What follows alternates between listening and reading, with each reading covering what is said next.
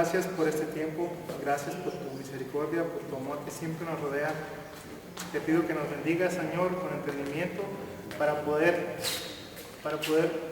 aprender, Señor, tu palabra y que puedas mostrarte a nosotros. Dame de nuevo, Señor, y dame gracia para predicar y que tu palabra, Señor, cumpla su propósito y que no regrese vacía. Te amamos y bendecimos tu nombre. Amén. Bueno, qué bueno que esté usted aquí. Como le digo, vengo a despedirme. Esta es mi última reunión oficialmente en Comunidad Cristiana Vida Nueva. Mañana estoy partiendo a Guadalajara, a otra iglesia, a otro trabajo y a otro mundo diferente, ¿no? Ya entregué el ministerio el domingo y pues básicamente esto es un pilón. Vengo porque a nadie se le había ocurrido que no iba a estar Gerson y que Fernando tampoco iba a estar, entonces aquí estamos con ustedes, ¿no? Así es. Vamos a Salmo 119, del 65 al 72, por favor. Bien has hecho con tu siervo, oh Jehová, conforme a tu palabra. Enséñame buen sentido y sabiduría, porque tus mandamientos he creído. Antes que fuera yo humillado, descarriado andaba, mas ahora guardo tu palabra. Bueno eres tú y bienhechor, enséñame tus estatutos. Contra mí forjar mentiras los soberbios, mas yo guardaré de todo corazón tus mandamientos. Se engrosó el corazón de ellos como cebo, mas yo en tu ley me he regocijado. Bueno me es haber sido humillado para que aprenda tus estatutos. Mejor es la ley de tu boca que millares de oro y plata. ¿Ok? ¿Está ahí? Sí, está ahí, gracias. Y estamos viendo, pues el Salmo 19 es, como ustedes ya saben, el Salmo pues, más grande, el capítulo más grande de toda la Biblia. Trata temas muy diversos. Trata, en este caso, la aflicción. Como bien dice el salmista, bien me hizo haber sido afligido porque sí llegué a conocer tus decretos. Pero para empezar, ¿qué es la aflicción? ¿Qué creen ustedes? ¿Alguien que pueda decirme su opinión o su definición de aflicción? ¿Alguien se anima o uso el dedo? Pues la aflicción, yo he estado afligida, yo he pasado por momentos muy difíciles y pues siento el corazón con dolor, con quebrantada y pues me derraman de Dios. Ok. Desde que empecé a conocer que Él era mi refugio. Ok, ¿alguien más? ¿Aflicción? Sí, es un quebrantamiento del corazón. Es cuando estás en una situación en la que te sientes tan apretado, que no puedes ni dormir, ni comer, ni hacer tus cosas del día igual. Okay. Cambia tu estilo de vida. Okay. ¿Alguien más? Yo creo que ¿Jesús? es cuando Dios te confronta, cuando confronta tu situación, porque el salmista, en otra parte dice, ayúdame a enderezar mi camino para cumplir tus estatutos. Es porque ha fallado, se encuentra confrontado con la ley de Dios, con los mandamientos. Ok. Bueno, aflicción puede ser un pesar, como decían ustedes, que hemos fallado y Dios está tratando con nosotros. Puede ser congoja, tristeza, puede tener causas muy diversas, ¿no? La muerte de un ser querido, obstáculos en la vida, desesperanza, desánimo, muchas cosas. Tiene muchas causas la aflicción, ¿no? Pero en este caso vemos cómo a través de leer esta porción del Salmo, cómo es porque Dios estaba tratando con el salmista, con David. Fíjense. ¿Qué creen ustedes en base a lo que leímos en el Salmo, en el verso 65? ¿Qué creen ustedes que es lo principal cuando un cristiano ha de afrontar la aflicción? Porque aflicción tenemos todos, cristianos y no cristianos. Todos en algún momento de la vida vamos a pasar por aflicciones. Vamos a pasar por la pérdida de un ser querido, por la desesperanza, porque alguien nos haga daño y vamos a ser afligidos. Pero ¿cómo creen ustedes, según el Salmo 119:65, que debe hacérsele frente a la aflicción? ¿Alguna idea? Pues dice el Salmo, bien has hecho con tu siervo, oh Jehová, conforme a tu palabra. Para entender la aflicción, para hacerle frente, primeramente debemos entender que Dios ha hecho bien. Se ha de partir del punto en que Dios ha hecho bien, en que estemos afligidos o dolidos, o que estemos pasando por una situación muy difícil, tenemos que entender que Dios ha hecho bien. Dios no se ha equivocado. Esa es la primera verdad que tenemos que aceptar en nuestras vidas para hacerle frente a la aflicción. Debemos reconocer que Dios ha hecho bien. Amén. Podemos, como les digo, los cristianos, los no cristianos, todos tenemos aflicciones, pero hay algunos puntos que nos ayudan a hacerle frente a la aflicción. Nosotros los cristianos reconocemos que Dios trata con nosotros por medio de las pruebas, de las aflicciones, de las tristezas, de cualquier cosa que venga a nosotros en la vida. Fíjense, en base a esto podemos ver Dios hace bien con sus siervos. Si estamos en medio de la tribulación, de la aflicción, de la angustia, de la amargura, podemos reconocer eso. Empezamos bien a afrontar la prueba si empezamos por ahí. Dios ha hecho bien. Pero ¿cuántas veces hemos estado en el momento de la pena o del dolor y lo último que nos pasa por la mente es que Dios ha hecho bien, ¿no? Yo he estado muchas veces ahí y ustedes también. Yo creo que nadie aquí puede decir que nunca ha tenido este dolor. Hasta los más niños aquí han tenido dolor, aunque sea físico, en su vida.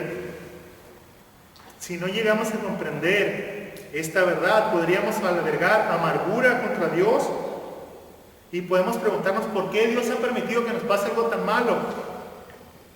De vez en cuando nosotros hacemos esta pregunta: ¿por qué? ¿Por qué a mí? ¿O por qué me ha pasado esto a mí? ¿O por qué Dios me manda esto a mí? Y no está del todo mal preguntar por qué nos pasan las cosas, pero está mal que nosotros lo hagamos pues reprochándole algo a Dios, ¿no? Porque pues en base al Salmo nosotros estamos viendo que Dios hace el bien con sus siervos. La mayor parte de nuestras aflicciones ocurren porque vivimos en un mundo corrompido por el pecado. O sea, no estaba en el plan de Dios que nuestros familiares fallecieran o que hubiera dolor y mentira y hambre en el mundo y oscuridad. O sea, no era el plan original. Esto vino por el pecado. Si se dan cuenta, la aflicción no era parte del plan original de Dios cuando Él hizo el huerto, cuando hizo Adán y Eva y que estaban en perfecta comunión. Esa no era el propósito original de Dios, que ellos pues sufrieran. Dios no nos hizo para eso, pero es una consecuencia del pecado de Adán. Muchas veces es porque nosotros somos ignorantes y hacemos cosas que pues no sabemos, que no debemos hacer, o que sabemos. Esto ya no es por ignorancia, sino que sabemos y de todos modos nos vale cuete y hacemos lo que no debemos hacer y afrontamos consecuencias. Y las aflicciones vienen porque tuvimos consecuencias de nuestros actos, ¿no? O por algún pecado en específico, como les estoy mencionando. O sea, ya sabemos que está mal y de todos modos pecamos. Y habemos muchos de nosotros que de todos modos queremos echarle la culpa a Dios. O sea, voy y hago lo que no debo hacer y le queremos echar la culpa a Dios. Es una salida muy fácil y muy sencilla, ¿no? Como les decía, podemos preguntarnos, pues, ¿por qué yo? ¿O qué hice para merecerme esto? ¿Cuántas veces? Bueno, levanta la mano aquí, ¿quién ha perdido a un ser querido alguna vez? Ok. ¿Cuántas veces no le hemos preguntado a Dios por qué se me murió si estaba tan joven? O si estaba tan saludable, o si era tan bueno como dicen todos, ¿no? Preguntar qué he hecho yo para merecer esto no necesariamente está mal. Está mal si lo hacemos con una motivación errónea. Porque, déjame me explico, cuando estamos en medio de la prueba y de la aflicción, es correcto que hagamos esta pregunta, o sea, ¿qué yo hice para merecerme esto? ¿Es por causa mía? ¿Es porque yo estoy obrando mal? En realidad es porque yo me lo merezco, hice algo malo y Dios en su justicia me está dando lo que me merezco. Es como una autoexaminación. No es del todo mal preguntar qué yo hice. Está del todo mal que sea como un reproche. Así como que Dios siempre soy yo, o siempre a mí, o mira, todavía no termino de salir de una cuando ya me mandaste la otra. Debemos evaluarnos honestamente para determinar si hay alguna causa, un pecado o algo que nosotros hayamos hecho por lo que estemos pasando por aflicción. Muchas veces nosotros nos equivocamos y se nos olvida y algún tiempo después tenemos la retribución que nos merecemos por obrar mal. Y ahí andamos diciendo, Señor, ¿por qué a mí otra vez? Que este, que el otro, que eres bien injusto, porque somos bien buenos para reprochar. Pero debemos ser honestos. Cuando algo nos está pasando, debemos ser honestos y preguntarnos, ok, ¿qué es lo que hay que corregir? Hay veces que sí la situación pues está fuera de nuestro control, ¿no? Ya ven el siempre útil ejemplo de Job y el sufrimiento de los justos. Hay veces que no hicimos en realidad nada para que pasaran las cosas. Pero pues cuando esto está fuera de nuestro control, de nuestro entendimiento, debemos cuidarnos de una cosa, de algo que se llama amargura. Es que cuando no hicimos nada para merecer algo, entonces nos creemos como que, pues, oye, ¿por qué yo? Si yo no he hecho nada, soy inocente. Siempre que pase esto debemos de recordar, Dios hace el bien con sus siervos. Ya ahí cuando estamos en medio de la aflicción se nos olvida de Romanos 8:28 que nos sabemos de memoria, ¿no? Todas las cosas obran a bien, aquellos que aman a Dios, ¿no? Cuando estamos ahí en el lugar de la humillación, porque básicamente a eso nos manda Dios aflicción, a ser humillados, a ser afligidos, ahí es cuando deberíamos de recordar Romanos 8:28. No cuando andamos bien alegres y mira cómo Dios me quiere, porque pues todo me obra para bien, ¿verdad? En realidad es fundamental hacer frente a la aflicción partiendo del punto que dijimos, Dios trata bien a sus siervos, Dios ha hecho bien con sus siervos. Jesús. Sí. El día de ayer Gerson me mensajeó, entonces me dio el nombre de una persona en la cual yo busqué en el internet quién era, porque él me decía que si me compraba una biografía de ella. Entonces, viendo quién era, encontré una mini biografía, un testimonio de 5 minutos de esta mujer que se llama Carrie Temple. Entonces, ella dice, por 4 años ellos escondieron a judíos que los nazis mataban, se los llevaban presos. Entonces, ellos los escondieron en su casa por el corazón de esa mujer. Entonces, era una mujer un poco mayor, pero soltera. Después de 4 años, ellos fueron encarcelados por lo que hacían, por el trabajo que ellos hacían. Cuando ellos se los llevan, los reclutan en los centros de concentración que tenían los nazis. Dice que el momento más terrible para ella fue cuando la desnudaron y la estuvieron de pie ahí, pues desnudas a todas. Dice que para ella ese fue el momento más terrible, se sintió muy humillada y muy avergonzada. Dice que Jesús le permitió Jesús le permitió a esta mujer ver a Jesús en la cruz, donde dice que lo desnudaron. Porque nosotros nos lo enseñan con un taparrabo, pero en realidad la Biblia dice que a Jesús lo desnudaron y así lo exhibieron. Y dice que ella se sintió tan gozosa de poder padecer eso y entender más aún el gran amor de Jesús. Para eso a esta mujer le matan a toda su familia y pierde a su hermana. Cuando ella la dan libre por una equivocación, esta mujer viene un hombre y le dice, señora Temple, usted me recuerda años después. Y dice, ¿cómo olvidar ese rostro si fue uno de los hombres más malvados en el centro centro de concentración y a manos de él murió mi hermana. Y le dice, es que yo me hice cristiana y quiero que me perdone. Y ella dice, yo no lo perdoné. No pude perdonarlo. Entonces, y dice que Jesús le recordó, si tú no perdonas, tú no eres perdonado por mí.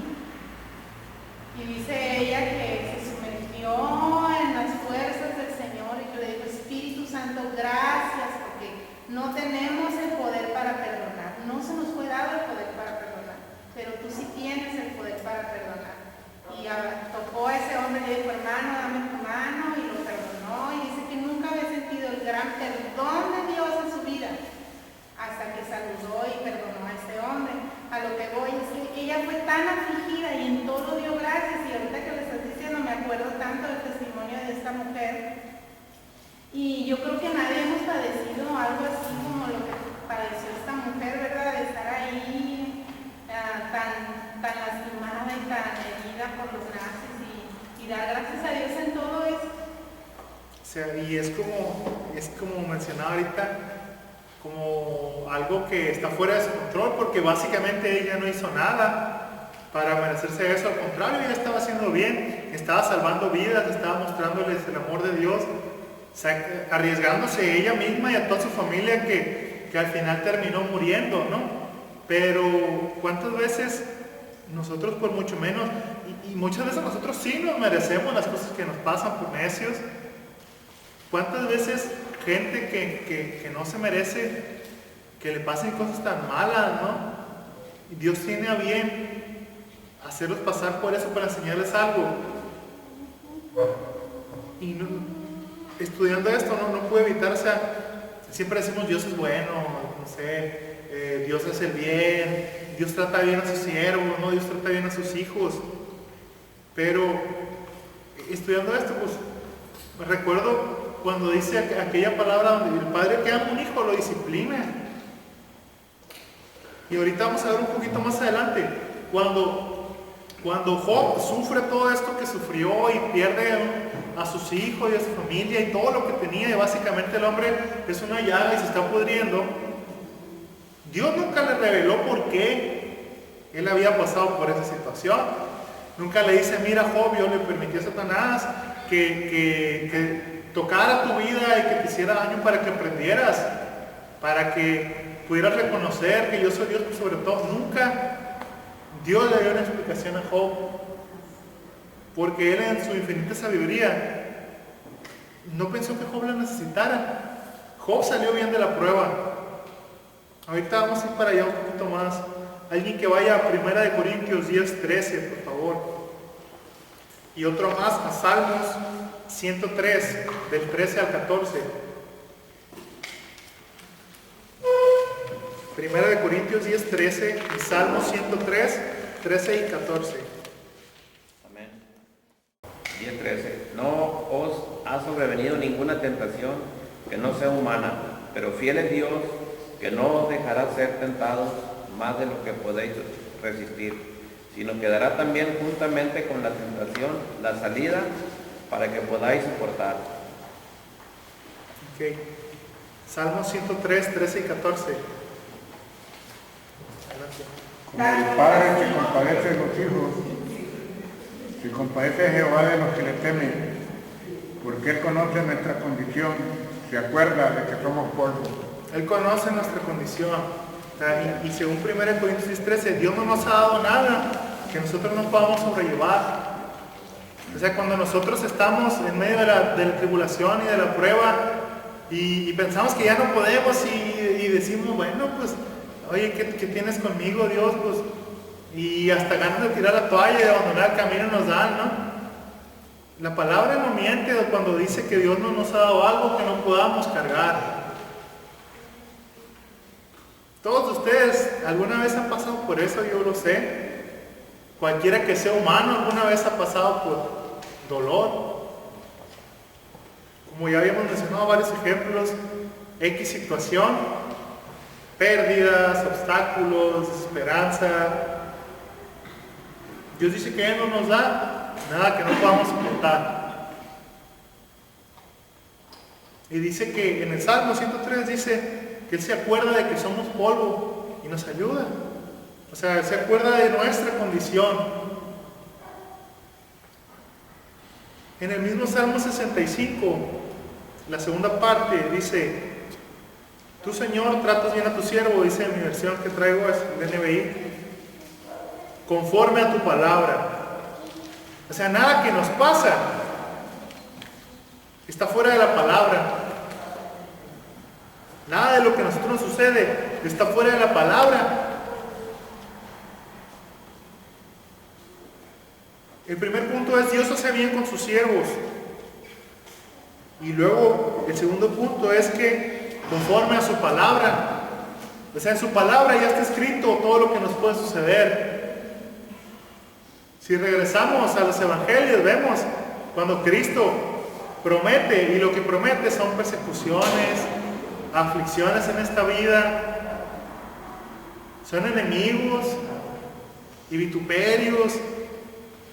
Y la verdad no sé cómo hay tanta gente que hoy en día se pone a decir que somos herederos del reino y que hay que vivir aquí nuestro reinado con Cristo y que tu mejor vida hoy, que la verdad yo todavía no he visto en la palabra un lugar donde Cristo esté prometiendo algo así, más que en el cielo. Dice que Él va al cielo a preparar morada para nosotros. Yo no estoy viendo que en esta tierra Él esté diciendo que nos va a entregar algo, porque ni siquiera Él tenía dónde recostar su cabeza, ¿no? Bueno, estos son los primeros dos puntos. Dios hace bien con sus siervos y Dios hace conforme a su palabra. El tercer punto que quiero ver es que hay ciertos requisitos que son necesarios para afrontar la aflicción. Vamos a partir de la verdad que habíamos visto. Dios hace bien con sus siervos y Dios hace conforme a su palabra. Hasta ahí estamos bien. Los requisitos necesarios para afrontar la aflicción. El primero está en el Salmo 119, 66.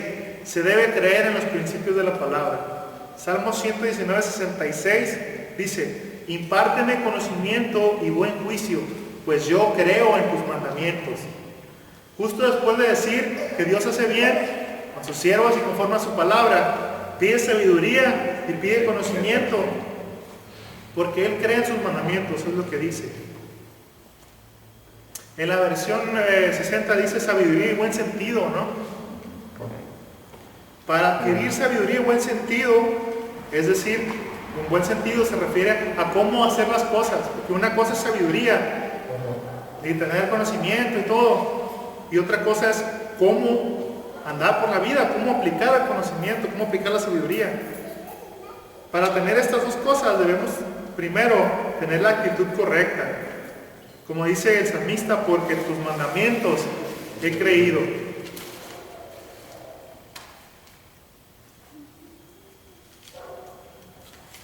Fíjense, el crecimiento lleva consigo cierto dolor. No sé si han escuchado ustedes la frase de sin pena no hay victoria y sin dolor no hay ganancia, así no pain no gain. David lo expresa de la siguiente manera: antes de sufrir anduve descarriado, pero ahora obedezco tu palabra, dice el Salmo 119, 67. David comprendía que Dios usa la aflicción en su vida para enseñarle la verdad que necesita vivir. ¿Sí me explico? David sabía que Dios hacía que él creciera por medio del dolor. No sé por qué a veces pensamos que a nosotros no nos va a pasar, ¿no? Es como que, no sé, está sufriendo el de un lado y el del otro lado y nosotros decimos: no, Dios es muy bueno conmigo, a mí no me va a pasar nada.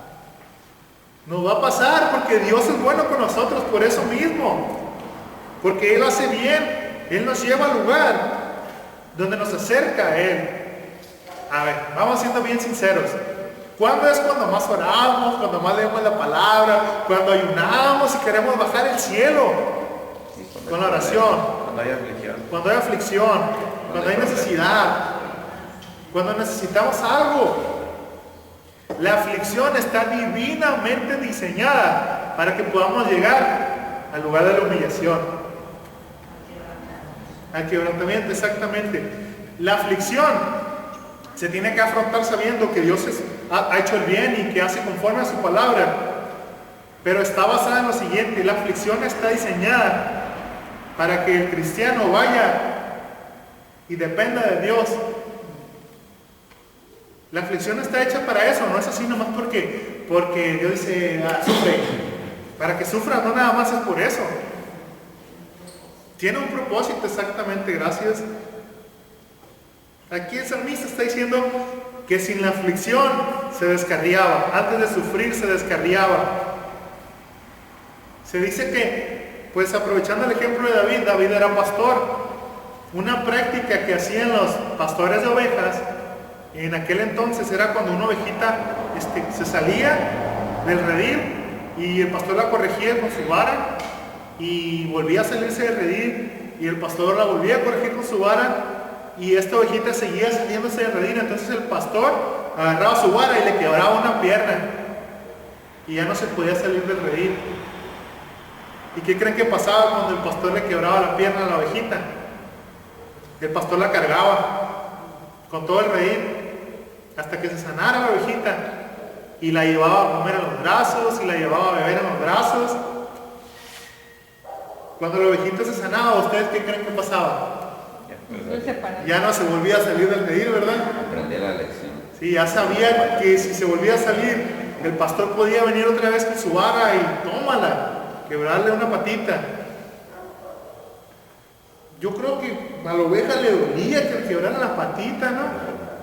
Pues imagínense, si ustedes se quiebran una extremidad o un dedo, debe ser bien doloroso, ¿no? Yo nunca me he quebrado nada, gracias a Dios, pero sí me he dislocado un pie y dedos y es bien doloroso. No me quiero imaginar lo que duele que te quiebras, ¿no? Una extremidad. Pero el pastor lo hacía por el bien de la ovejita, porque si la ovejita se seguía saliendo, en una de esas le iba a agarrar un animal y se iba a morir. Le iba a agarrar un lobo o algún animal, algún depredador y se iba a morir. O se iba a perder. Se iba a perder exactamente y ya no le iban a encontrar y se iba a morir. ¿Se dan cuenta? Muchas veces nosotros somos así como la ovejita. Ahí vamos para un lado. Y parece como cuando la dirección del carro está mala, ¿no? Que lo suelta, se agarra para un lado.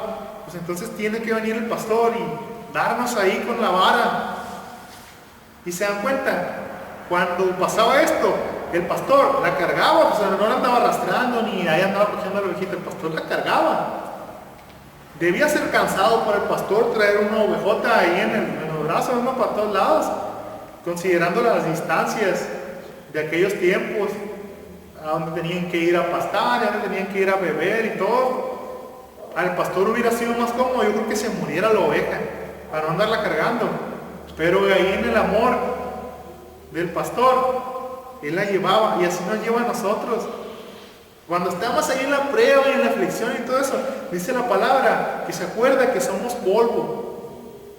En el Salmo 103, como leímos ahorita, él se acuerda que nuestra condición, somos pequeños, somos frágiles. ¿Cuántas veces se habla la palabra de la fragilidad del hombre? Que somos como la brisa de la mañana y que somos como la flor del campo. Y Dios se acuerda de nosotros. O sea, cuando Cristo vino y se humanó, cuando Cristo vino y se hizo hombre, Él estaba en la condición de nosotros. Era 100% hombre, tenía hambre, tenía frío, se enojaba, a veces era humano, pero nunca pecó. A veces pensamos que Dios no nos entiende, ¿no? A nosotros. A veces pensamos que está tan lejos y nosotros estamos aquí y como no lo vemos, pensamos que pues no entiende lo que nos pasa. O a veces pensamos que nuestros problemas son los problemas más grandes de todo el mundo. Yo creo que nadie aquí va a tener el sufrimiento que tuvo Job, de perder a todos sus hijos, ¿no? Y a su esposa y todo lo que tenía, así como pum, todo. O esta mujer que estaba comentando Xiomara, corre tim boom. ¿Cómo que te maten a toda tu familia por hacer bien? Todavía yo entiendo, ¿no? Si andas ahí, no sé, en el narcotráfico, pues todavía te lo ganaste, ¿no? Andas en ese mundo malo.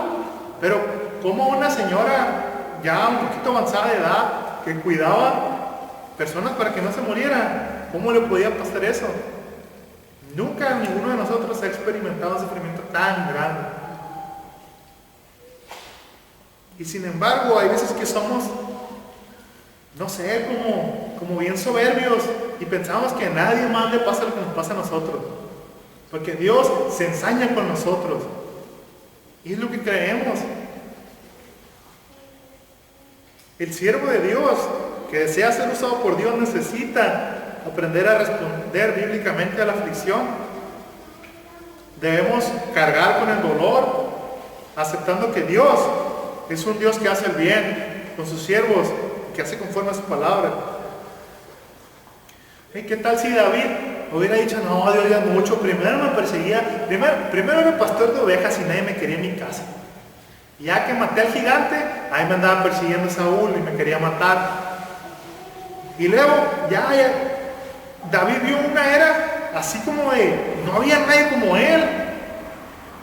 La nación no había tenido otro rey más grande, yo creo, que David en ese tiempo. Bueno, era el segundo, ¿no? Pero pues vio un auge increíble de la mano de Dios. No perdían las batallas, siempre ganaban, conquistaban a sus enemigos. Cuando parecía que los iban a destruir, llegaba el Señor y ahí hacía un merequetengue con los enemigos y el pueblo estaba vivo, no se moría nadie. Y luego vemos la vida de este hombre entre victorias, que es proclamado rey, entre derrotas, que ahí cuando lo mandan a la cueva de Adulán con 400 amargados. Y vemos que él sabe responder bíblicamente a la aflicción. Cuando vemos a David diciendo, por tu culpa, Señor, me anda persiguiendo Saúl? ¿O qué estoy haciendo aquí en medio de esta cueva con estos hombres que no son dignos? Fíjense, como les decía, él aprendió bien qué era la aflicción, que está divinamente diseñada para mantenernos cerca de la palabra de Dios. Y también vemos en la vida de David, que era el hombre conforme al corazón de Dios, cuando él peca. Vemos cómo se derrumba. Y ya en alguna de las reuniones pasadas estudiamos este salmo, donde David viene delante del Señor y le dice, Señor, perdóname porque he pecado solo contra ti. Crea en mí un limpio corazón. Y él empieza a decir, arrepentido, ¿no? Todo este salmo que conocemos nosotros. Pero tuvo que ser afligido otra vez. Y si se dan cuenta, después de ahí ya nunca fue igual. Ya lo persiguió Adonías, y lo persiguió Absalón, y ya después con su hijo Salomón ya se dividió el reino. Ya nunca fue lo mismo. Pero se dan cuenta que el Señor lo perdonó. Él nunca dejó de ser el rey. Y el Señor cumplió su promesa. Siempre hubo rey de la casa de David sobre Israel. Fue afligido, pero de todos modos, el Señor lo conservó cerca. Hay veces que nosotros pensamos que Dios nos va a dejar de amar porque pues, no somos suficientes, de hecho, no lo somos, ¿no? Pero vemos a este hombre que era conforme al corazón de Dios y los pecados que cometió fueron adulterio y asesinato. O sea, el cuate no ha hecho una mentira. Fue y mató a alguien para robarle a su mujer y tuvo su consecuencia. Pero se dan cuenta también cómo nosotros agarramos el pecado y lo clasificamos. Así que este pecado es una mentirita blanquita y este es chiquitito. Y David mató a alguien y es un pecadote. Yo nunca he visto en la Biblia que haga pecados chiquitos y pecados grandotes. Tiene diferentes consecuencias. Pecado es pecado y viene con aflicción. Porque cuando pecamos, la única forma de que regresemos a la presencia de Dios, que busquemos la palabra de Dios, es ser afligidos. Y aquí es cuando debemos doblar la rodilla ante Dios. David entendía que tenía que tener fe en la persona de su maestro. Fíjense, sabía que para aprender las verdades de Dios a través de la aflicción tenía que humillarse. Y no nomás tenía que humillarse, tenía que aceptar que las aflicciones eran algo bueno. Imagínense que ahorita que salga de la reunión, Dios no lo quiera, ¿no? Pero se muere un miembro de su familia, bien cercano, y usted lo quería mucho. ¿A poco usted va a decir, gracias Señor, porque que se mueran es algo bueno? No, ¿verdad? O sea, es hasta, así como que hasta se nos hace absurdo. Porque cuando fallece alguien, claro, hay dolor. Pero vamos a volver a la verdad fundamental que estamos aprendiendo esta noche. Dios hace bien con sus siervos. Aquí los que son hijos, ¿a poco ustedes dijeran, si se muere uno de sus padres, esta aflicción es buena? Dios hace bien con sus siervos. ¿Se dan cuenta que eso es lo que demanda Dios de nosotros? Humanamente es imposible. Y uso el ejemplo de que alguien fallezca porque es uno de los dolores más grandes que alguien puede sentir. A ver, ¿tú crees, Xiomara, tú dirías, si fallece uno de tus hijos, gracias Señor porque esta aflicción es buena? Yo creo que nadie puede hacer eso. Todavía no he aprendido a decirlo cuando se enferma. Pues sí, no estoy siendo muy extremista, ¿no?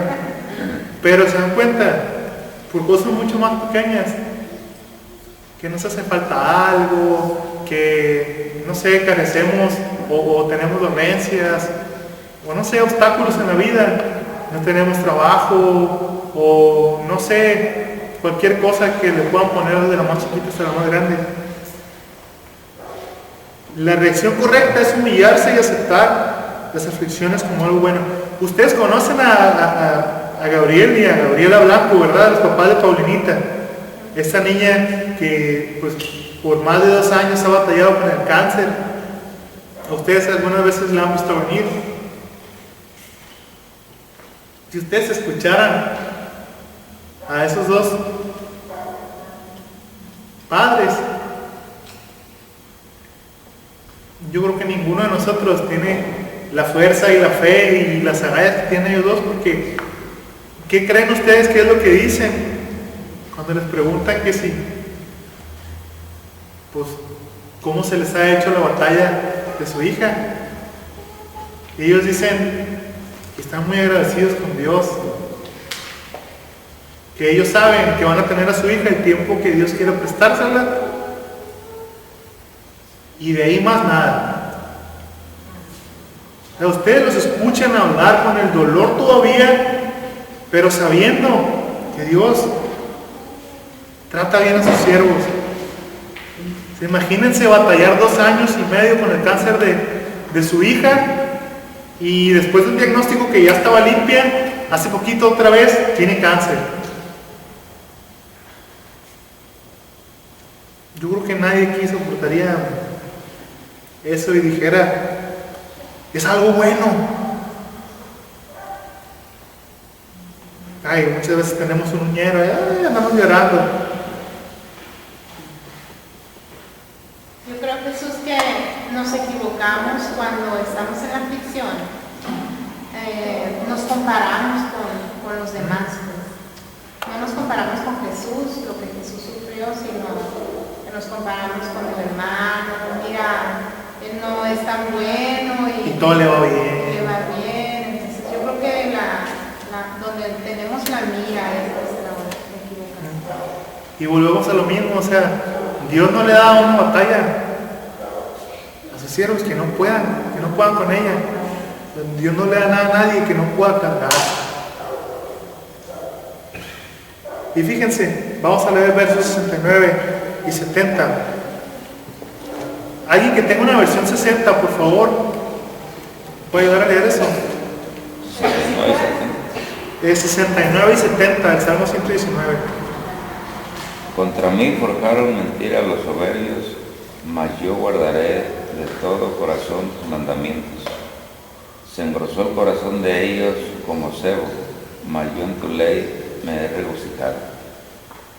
Fíjense, nadie disfruta de ser el blanco de ataques inmerecidos, especialmente cuando los ataques son mentira. A nadie le gusta que lo difamen, ¿verdad? O que hagan un chisme. Pues todavía si fuera cierto el chisme, todavía así como que, bueno, pues es cierto, me equivoqué. Pero así como que nos hierve la sangre cuando son mentiras.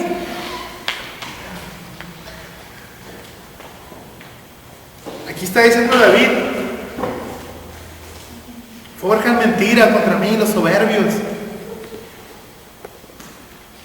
Y fíjense, los soberbios no solo dicen mentiras, sino que las forman con cuidado. O sea, no es así como que ahí se le ocurrió la mentirita al soberbio y va y la cuenta. No, así la hace cuidadosamente, así para que duela. O sea, así como que te hallan de qué pie cojeas y bolas ahí donde duele. Eso es lo que estaba diciendo David. Aunque los insolentes me difaman, yo cumplo tus preceptos con todo el corazón. El corazón de ellos es torpe e insensible, pero yo me regocijo en tu ley. Y ahora sí, vamos a usar el ejemplo de Job. Por ahí, los que leen el plan bíblico, que llevan años leyéndolo, ya han leído Job varias veces, ¿no? Pues básicamente la historia de Job empieza así como estábamos comentando ahorita. Era un hombre bien recto, tan recto, que Dios le dice a Satanás, en otra técnica, Dios es el que le dice a Satanás, ¿has visto a mi siervo Job? Y ya conocemos pues la historia. Satanás lo toca y pierde todo, y llegan estos disque amigos, que más que amigos, no sé qué eran, qué buenos amigos tenía Job. Con esos amigos, ¿para qué quieres enemigos? Eran fiscales. Y le andaban diciendo, oye Job, a ver, vamos a Job 13:4, alguien que ahí que me auxilie, por favor. Y oye Job, pues está muy feo todo esto que te está pasando, algo malo hiciste. Y algo malo hiciste. Y son insistentes, ¿no? Con él, de que había hecho algo malo. Alguien que lea Job 13:4. Porque ciertamente vosotros sois fraguadores de mentira, sois todos vosotros médicos nuevos. Mentirosos, les estaba diciendo Job. O sea, fíjense, tiene a sus tres amigos ahí, ¿no? Y Job pues se defiende bien elocuentemente de que él no había pecado, no había dicho nada. Y ahí están estos cuates diciéndole, no Job, pero pues algo estás escondiendo, porque pues mira lo que te mandó Dios. Y Job les dice en este verso que están fraguando mentiras, forjando. Y ellos no entendieron, los amigos de Job, le vamos a decir así, no entendieron que Job estaba diciendo la verdad. No entendían que alguien bueno pudiera estar sufriendo esa calamidad no tan grande. Hay veces que le echamos a los amigos de Job y hay veces que nosotros somos bien incrédulos también. Y vemos que el hermano está en calamidad y ay, se lo merecía. Pero no fuéramos nosotros los que estuviéramos ahí porque, ay Señor, yo no hice nada. ¿Por qué? Pero hay una cosa que dice el Salmo muy importante y habla de la soberbia. La soberbia es un elemento fundamental para forjar mentiras, como en el caso de los consejeros de Job. Alguien siempre puede decir una mentira, pero aquí habla específicamente de los que forjan la mentira, así como le dan formita para que exactamente donde duele ahí vaya y pegue. Una calumnia, como llamamos en nuestro español, pues. Y habla también de una cosa. En la versión 60 dice corazón engrosado. Aquí yo tengo corazones insensibles. A ver, ayúdame pastor, ¿qué es un corazón engrosado? ¿Tú qué sabes más que yo? A veces el enferma de una manera que sufre una insuficiencia cardíaca y el corazón se empieza a morir el tejido, se cambia por otro tipo de tejido que no se contrae, es un tejido fibroso nada más. Es así como un callo entonces. Se hace un callo y se engruesa, pero es un tejido muerto que no se puede contraer. El corazón se ve grande, pero no tiene capacidad. Pero no tiene capacidad de contraer como un deportista que crece el corazón y tiene más fuerza en este caso. Ok, a eso se refiere con un corazón engrosado. O sea, está grande, pero no hace la función que debe hacer, es como un callo. Es así como que es insensible, está muerto, como dice el pastor, ya no cumple bien con su función. Y fíjense, solemos tornarnos descuidados, indisciplinados, cuando entramos en cierto nivel de confort o estabilidad, así como cuando todas las cosillas van bien, parece que todo está trabajando perfectamente, creemos que somos los más bendecidos de todo el mundo porque pues todo nos está yendo bien, ¿no? Nos está yendo bien en la vida, en el trabajo, en la casa, y empezamos a caer así como en una zona de confort o estabilidad. Estamos cómodos, venimos a los estudios bíblicos, venimos el domingo a la iglesia, venimos a la oración y está bien calientita la silla dentro del auditorio. Y ahí es donde debemos tener cuidado, porque si se dan cuenta, los consejeros de Job eran unos disertadores increíbles, eran elocuentes los cuates. Debemos tener cuidado y ejercitarnos en la piedad y en la humildad para no crecer en soberbia, ni hagamos nuestros corazones insensibles. La soberbia hace que nuestros corazones se engrosen, aparte de que somos calumniadores cuando somos soberbios. En contraste, al corazón engrosado y la mentira forjada, David dice algo en el 69, en la parte 2, dice: yo cumplo tus preceptos con todo el corazón. Se dan cuenta que en ninguno de los casos que está aquí narrando David se defiende. No está diciendo: Señor, destruye a esos soberbios, insolentes. Yo cumplo tus preceptos con todo el corazón. David sabía que no debía ajustar cuentas ni vengarse. Pues David era el rey, o sea, podía hacer algo. El rey, si no tenía nadie que le dijera: oh, no hagas esto, no hagas esto otro, él puede decir: a ver, agarren a esos pelados y cuélguenlos, porque yo soy el rey y nadie puede decir nada de mí.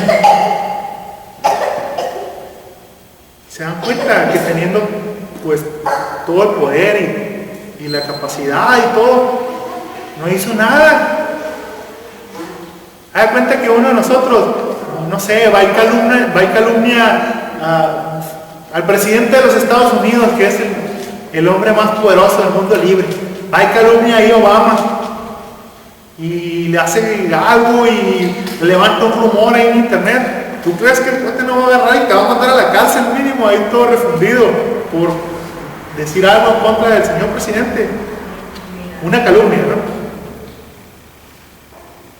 Más aquí en México, intenta acercártele a un gobernante y decirle algo y ya te agarró la policía ya 100 metros antes de que llegues y aguardarte un ratito.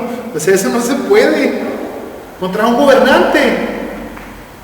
Hay cuenta que tú llegas diciéndole a alguien en la cuenta: hijo de total por cual, que esto y que el otro, mételo a la cárcel mínimo.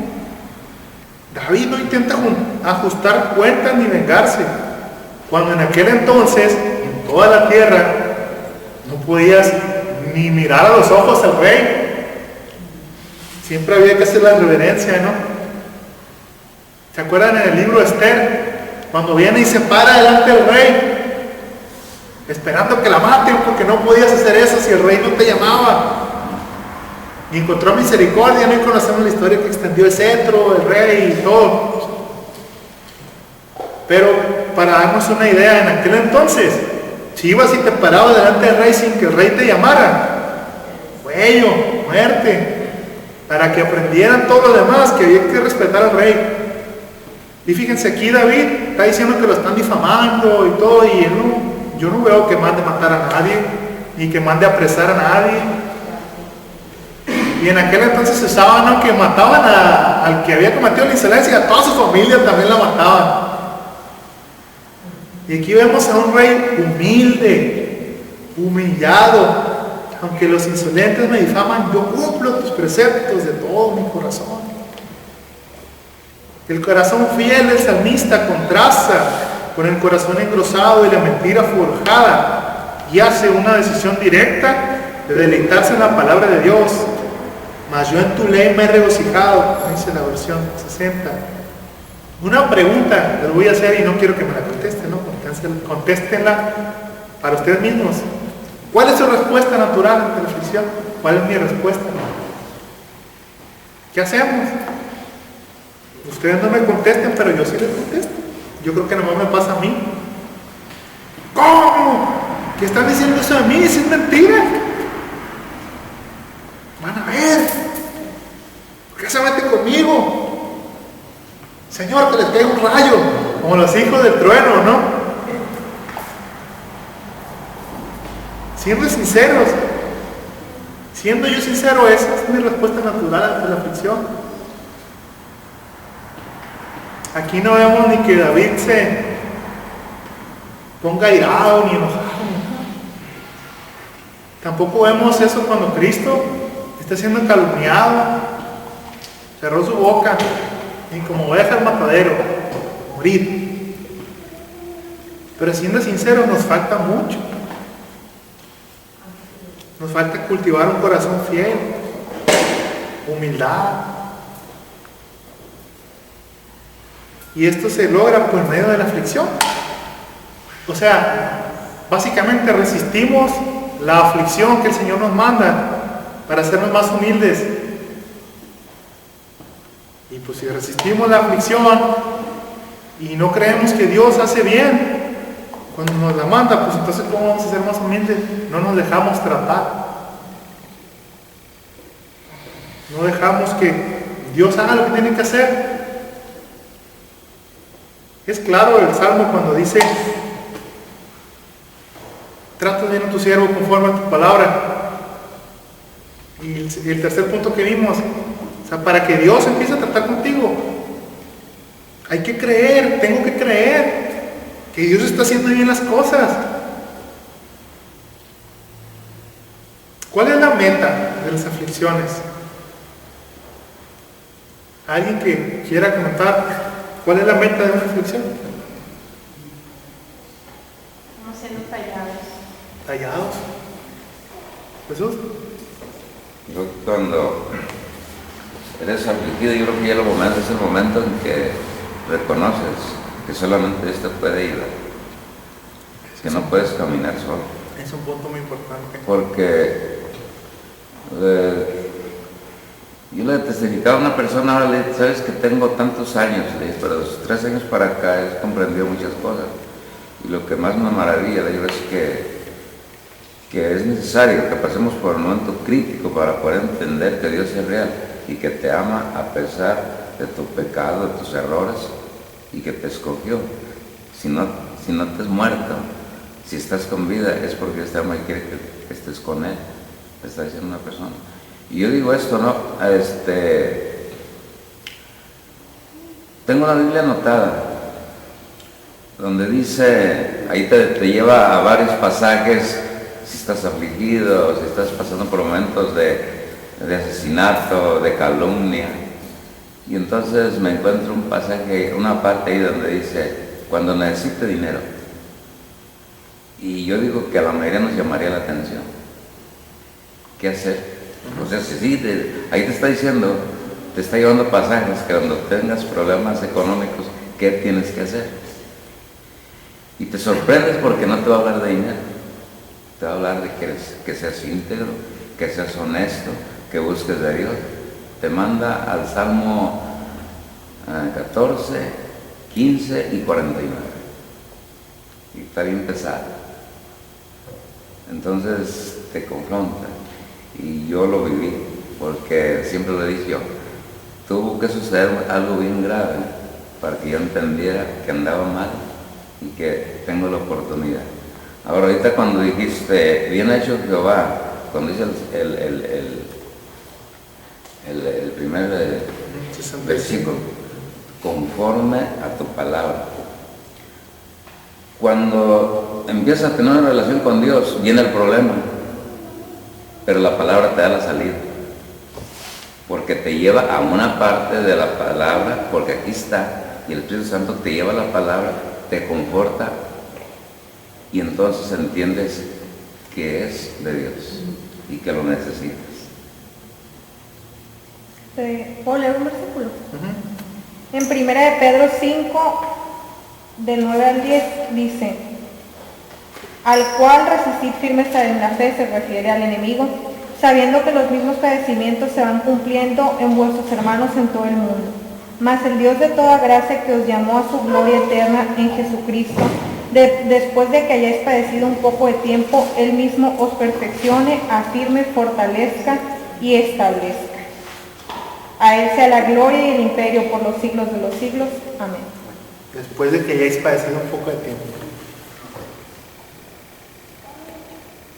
Es bien importante lo que dices, Jesús, porque es cierto. Muchas veces, no sé, tenemos que llegar a un punto así como que Dios nos lleva a una parte donde ya no podemos depender ni del dinero, ni de las fuerzas, ni de la fama o el poder o las influencias, de nada. Ya no podemos depender de nada ni de nadie. No nos puede ayudar el banco, no nos puede ayudar nadie. O sea, sin nadie ya. Y nos lleva al lugar que yo llamo lugar de la humillación. Porque en el lugar de la humillación tenemos que reconocer, bueno Señor, aquí estoy. No me puede ayudar nadie. No me puedo ayudar a mí mismo. Entonces, ¿qué es lo que quieres conmigo? Para mí las aflicciones han sido un quebrantamiento y me ha quitado los soberbios. De eso se trata. Me ha quitado los soberbios. Amén. Mencionar que las aflicciones son una prueba a la paciencia y a la confianza. Y al punto donde, ya que estás afligido, tienes la oportunidad de tomar las decisiones, es decir, meto las manos, y decir meto las manos es decir, dejo esto, busco una salida fácil para mi problema, necesito dinero y no lo tengo y estoy afligido porque lo necesito, voy en el deudo, o voy a la gente que llega a robar, o que algún negocio sucio, Contra deudas. o decir, dejo de hacer esfuerzos y dejo que entonces es lo que Dios nos lleva a la paciencia y a la confianza. De hecho, sí. Dice la palabra de nuestro Dios: tenéis próximo gozo, y que cuando os encontréis pasando por diversas pruebas, sabiendo que la prueba de vuestra fe produce paciencia, mantenga la paciencia su obra completa, para que seáis perfectos y cabales y no falte cosa alguna. Así es. De hecho, paciencia y confianza son palabras muy importantes. Porque básicamente, después de la humillación, son las dos cosas que se necesitan en la reflexión. Primero eres humillado y somos humillados. Soy humillado y comprendemos el lugar que debemos tener delante de Dios. Y luego debemos tener paciencia para esperar, porque no es así como que cuando nos humillamos, ahí apenas empieza, ¿no?, el tratamiento. Así como cuando te están lijando, o como cuando estás usando un esmeril, ahí empiezan a salir las chispas. Está la paciencia para resistir y la confianza para creer en que Dios puede hacer algo, porque no nada más es cuestión de humillarse. Es cuestión de esperar y de confiar y de entender que Dios hace las cosas por nuestro bien, como dice el verso 65, ¿no? La mayoría de las personas nos lamentamos por la aflicción o tenemos autocompasión. Ay, pobrecito de mí, ¿quién me va a ayudar? Ay, pobrecito de mí, no tengo nada. Buscan apoyo pues en otras personas. Pero David dice, bueno me es haber sido humillado. Bueno me es haber sido humillado. Me hizo bien haber sido afligido, dice el verso 71, porque así llegué a conocer tus decretos. Bueno me es haber sido afligido. Qué bueno, Señor, que lo perdí todo en tu caso, que bien lo has contado. Bueno me fue, Señor, perder a tal ser querido. De ese punto es la humillación. Bueno me ha sido, Señor, que me hayas mandado a la cárcel a aprender. Bueno me ha sido, Señor, que me hayas humillado, que me hayas quitado todo. Cuando la aflicción nos conduce a la palabra, aprendemos a aplicar la palabra en nuestras vidas. La aflicción siempre se puede rechazar. Va a venir, o vino y volverá a venir. Y podemos decidir entre acercarnos a la palabra de Dios, o amargarnos, o echarle la culpa a Dios, o autocompadecernos, ¿no? Como decíamos. Si le permitimos a la aflicción desarrollar amargura, deseos de venganza, autocompasión u otros deseos negativos, entonces la aflicción se convierte en un enemigo. Allá la aflicción no es el trato de Dios para nosotros. Si desarrollamos estas cosas, amargura, deseos de venganza, autocompasión o cualquier otro deseo negativo que venga relacionado con que estamos afligidos, ahí mismo la aflicción se convierte en un enemigo, en un arma de Satanás para destruirnos. Hay mucha gente que se deprime. El estrés y la depresión son la enfermedad del siglo XXI. Y la gente ya no sale, no come, no habla, se recluye, porque no supo afrontar la aflicción.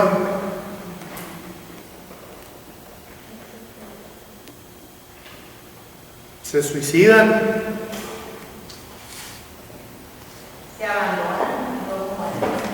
se abandonan, exactamente, ya no les interesa nada. Y esto es parejo porque el cristiano se suicida. ¿Sí?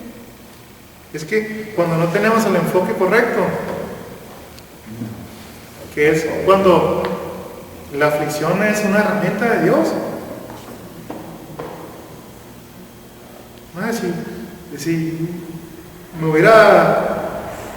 Si yo en mi ejemplo personal hubiera agarrado que la aflicción no hubiera aceptado que es una herramienta de Dios, ¿de cuándo me hubiera pegado un tiro? Yo creo que no hubiera aceptado la palabra del Señor para empezar.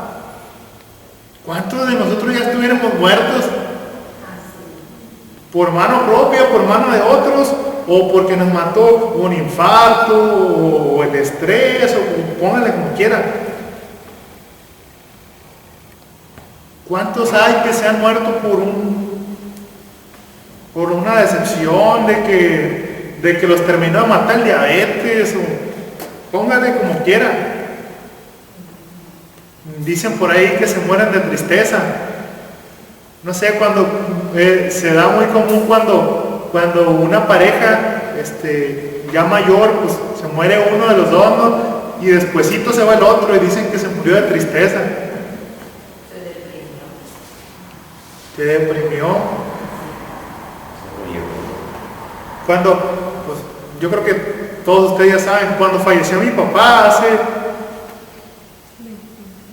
25 y casi 26, a mi edad más un cachito, él era el nieto mayor de mi abuela Julia, y pues falleció mi papá, ¿no? Ya todos conocen la historia, los que no lo conocen, pues aquí se las estoy diciendo. Vamos para el entierro y enterraron a mi papá, y se regresaron del entierro y porque se muere la viejita porque se murió de tristeza y otra vez para el panteón y otra vez el funeral y todo el kit, ¿no? Otra vez a velar y otra vez el desvelo y ahí están enterrados juntitos mi papá y su abuelita porque se murió mi papá y se murió de tristeza la abuelita, le salió una úlcera en el estómago, no quiso comer, se murió, no tenía nada, no estaba enferma, no tenía ninguna afección de nada y se murió en 3 días. ¿Usted cree que la aflicción puede matar a alguien? Yo también. Cuando no aceptamos el verdadero propósito de la aflicción, cuando no aceptamos que hay un propósito. Fíjense, si se transforma en un enemigo, la aflicción, le damos vueltas al asunto, ¿no? ¿Por qué? ¿Por qué? ¿Cómo le hago? ¿Quién me va a ayudar? A veces pasamos demasiado tiempo tratando de comprender la causa de nuestra aflicción. Como les decía al principio, Job nunca supo que Dios le permitió a Satanás que le causara su aflicción. El Señor no le mandó un mensaje, ni un WhatsApp, ni una carta, ni nada. Él no supo por qué. Nadie. Nunca comprendió que en el cielo hubo una conversación sobre el buen Job y que Dios le dijo a Satanás, tócalo, pero no le quites su vida. Está la escena donde llega Satanás a rendir cuentas como el siervo que es. Y Dios mismo le dice, ¿has considerado a mi siervo Job? Y Satanás le contesta, pues te alabo porque todo tiene. Y Dios le permite que lo toque y al final Job crece y nos habla la escritura de que tuvo más hijos y estaban más bonitos que los que se murieron y tuvo más ganado y tuvo más el doble de lo que tenía. Pero Job nunca supo. Job ni por aquí le pasaba que en el cielo habían conversado sobre él. Dios no consideró necesario explicarle a Job lo que había sucedido. Lo único que Dios consideró fue la respuesta de Job, quien creció a causa de su aflicción. Al final, los amigos de Job se dieron cuenta de que Job tenía la razón. Y volvió a prosperar. Como prospera el que lo pierde todo y lo vuelve a tener después. O sea, ya que leemos todo el libro de Job, vemos, ¿no? Que Job volvió a tener hijos. Y tuvo más de lo que no tenía antes, ¿no? Y yo creo que si era santo al principio, era más santo después. Porque le pasó de todo a Job. Y tenía esta ayuda idónea, ¿no? Que le dijo, maldice a tu Dios y muérete. La ayuda demonia, exactamente.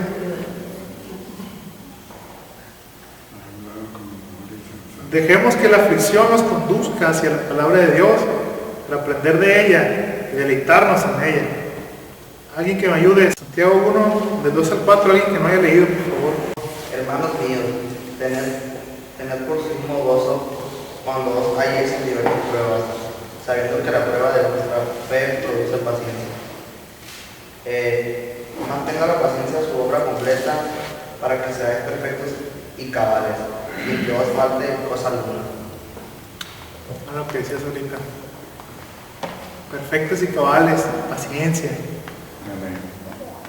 Romanos 5, del 3 al 5 dice, y no solo en esto, sino también en nuestros sufrimientos, porque sabemos que el sufrimiento produce perseverancia, la perseverancia entereza de carácter, y la entereza de carácter esperanza, y esta esperanza no nos defrauda, porque Dios ha derramado su amor en nuestro corazón por el Espíritu Santo que nos ha dado. Y al final, en el verso 72, dice David, después de haber aceptado que Dios es bueno, después de haber aceptado que la aflicción es una herramienta de Dios, después de haber aceptado que Dios le había afligido y con esto había llegado a reconocer sus mandamientos, dice, para mí es más valiosa tu enseñanza que millares de monedas de oro y plata.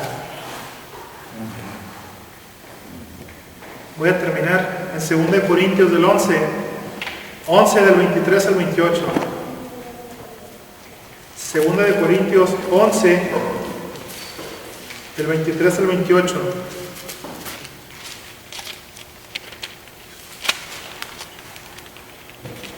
Son servidores de Cristo. ¡Qué locura! Yo lo soy más que ellos. He trabajado más arduamente, he sido encarcelado más veces, he recibido los azotes más severos, he estado en peligro de muerte repetidas veces. 5 veces recibí de los judíos 39 azotes, 3 veces me golpearon con varas, 1 vez me apedrearon, 3 veces naufragué y pasé un día y una noche como náufrago en alta mar. Mi vida ha sido un continuo ir y venir de un sitio a otro, en peligros de ríos, peligros de bandidos, peligros de parte de mis compatriotas, peligros a manos de los gentiles, peligros en la ciudad, peligros en el campo, peligros en el mar, peligros de parte de falsos hermanos. He pasado muchos trabajos y fatigas y muchas veces me he quedado sin dormir. He sufrido hambre y sed y muchas veces me he quedado en ayunas. He sufrido frío y desnudez. Y como si fuera poco, cada día pesa sobre mí la preocupación por todas las iglesias. Cuando alguien se siente débil, no comparto yo su debilidad. Y cuando a alguien se le hace tropezar, no ardo yo de indignación. Si me veo obligado a jactarme, me jactaré de mi debilidad. El Dios y Padre del Señor Jesús, sea por siempre alabado, sabe que no miento. En Damasco, el gobernador, bajo el rey Aretas, mandó que se vigilara la ciudad de los damascenos con el fin de arrestarme, pero me bajaron en un canasto por una ventana de la muralla y así escapé de la mano del gobernador. Todo le pasó a este cuate. Y era el más elocuente, es el que más libros tiene en el Nuevo Testamento, era el que más escribió literatura en las iglesias. Y ahí échale pluma de todo lo que le pasó. Naufragó, lo perseguían y toda la lista que veíamos. Fue afligido en todo. Y termina diciendo, sea por siempre alabado, hermano, verso 30. El Dios y Padre de nuestro Señor Jesucristo. ¿Alguien tiene algo que quiera decir antes de terminar? Por los que tenemos hijos que estamos batallando para que busquen de Dios. Yo creo que a lo mejor la mayoría tenemos. Padre, en esta noche te damos gracias por tus muchas misericordias, Señor, derramadas hacia nosotros. Porque en medio de aflicciones, Señor, de tribulaciones, podemos gozarnos y regocijarnos que tú eres nuestro Señor, en que tú tienes todo bajo control y que tú eres bienhechor, Señor. En medio de las angustias de la vida, del pesar o del dolor, sabemos que tenemos refugio seguro en Jesucristo. Podemos vivir confiadamente, Señor, en que si tú nos afliges, tú también nos vas a llevar de la mano por la prueba, Señor, y nos harás salir victoriosos. Ayúdanos, Señor, a afrontar, Señor, el fuego de la prueba, el dolor, sabiendo que tú eres bienhechor y que haces conforme a tu palabra. Danos gracia, danos sabiduría, danos buen juicio, Señor, para poder hacer correctamente en medio del dolor que a nadie nos gusta, Señor. Te pido por los que son padres, que les bendigas y hagas, Señor, en ellos un corazón limpio, humillado en todo tiempo delante de tu presencia, en ruego y en súplica por sus hijos, y que estos puedan ver, Señor, que sus padres te sirven, que son diferentes, que no solamente vienen aquí a recibir palabras, sino que ellos llevan la palabra en su corazón. Bendice a los que son hijos, que están o no están en este lugar. Ayúdanos a obedecer en todo, Señor, y a respetar a nuestros padres. Ayúdanos, Señor, a poder servirte, porque la salvación es personal. Te damos gracias en todo, Señor, porque hasta este día hemos visto tu misericordia nueva otra vez. Hasta este día, Señor, hemos encontrado gracia y paz delante de tu presencia. Y hasta este día, Señor, tu brazo ha permanecido extendido hacia nosotros. Te amamos y te bendecimos, Señor. Llévanos con bien a nuestros lugares, que podamos pensar, saber, cuando somos afligidos, haces bien, Señor. Haces bien, conforme a tu palabra. Te amamos, Señor. En nombre de Jesús. Amén.